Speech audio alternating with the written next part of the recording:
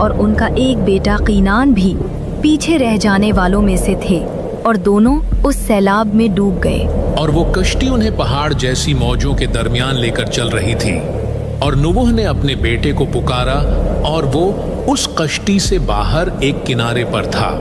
اے میرے بیٹے، تو ہمارے ساتھ سوار ہو جا اور کافروں کے ساتھ نہ ہو۔ میں ابھی کسی پہاڑ کی پناہ لے لیتا ہوں، وہ مجھے پانی سے بچا لے گا۔ آج اللہ کے عذاب سے کوئی بچانے والا نہیں مگر وہی بچے گا جس پر وہ رحم فرما دے۔ اور ان کے درمیان میں لہر حائل ہو گئی تو وہ بھی ڈوب جانے والوں میں سے ہو گیا۔ اے میرے رب، میرا بیٹا بھی تو میرے گھر والوں میں سے ہے، اور بے شک تیرا وعدہ سچا ہے اور تو سب سے بڑا حاکم ہے۔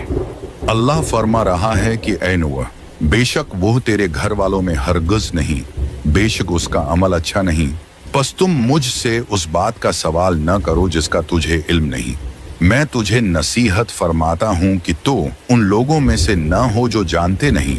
اے میرے رب، میں تیری پناہ چاہتا ہوں کہ تجھ سے وہ چیز مانگوں جس کا مجھے علم نہیں، اور اگر تو میری مغفرت نہ فرمائے اور مجھ پر رحم نہ فرمائے تو میں نقصان اٹھانے والوں میں سے ہو جاؤں گا۔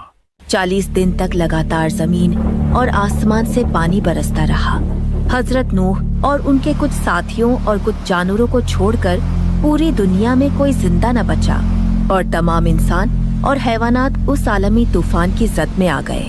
اس طوفان کا ایک بڑا مقصد اس عجیب الخلقت مخلوق کو ختم کرنا بھی تھا کہ جو شیاطین کی انسانوں کے ساتھ بدکاری کے نتیجے میں پیدا ہوئی تھی، اور کسی پر رحم نہ کھایا گیا۔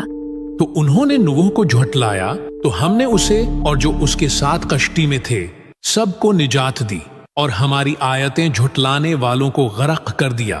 بے شک وہ اندھے لوگ تھے، تو ہم نے نوح اور کشتی والوں کو بچا لیا، اور اس کشتی کو سارے جہانوں کے لیے نشانی بنا دیا۔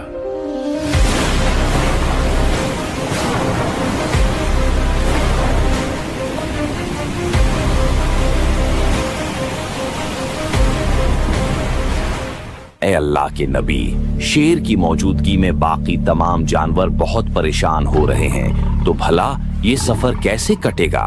نوح علیہ السلام نے رب سے دعا کی تو پہلی بار بخار نام کی بیماری نازل ہوئی کہ جس نے شیر پر اثر کیا وہ نڈھال ہو کر لیٹ گیا، اور ایک وقت ایسا آیا کہ اس کے سامنے سے دمبا بھی گزرا، اور اس نے محض بس ایک نظر اسے دیکھا اور پھر دوبارہ سو گیا۔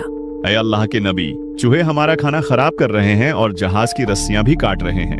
اللہ نے بلی کی فطرت میں یہ چیز داخل کر دی کہ وہ چوہوں کا پیچھا کرتی رہے، تو پھر پورے سفر میں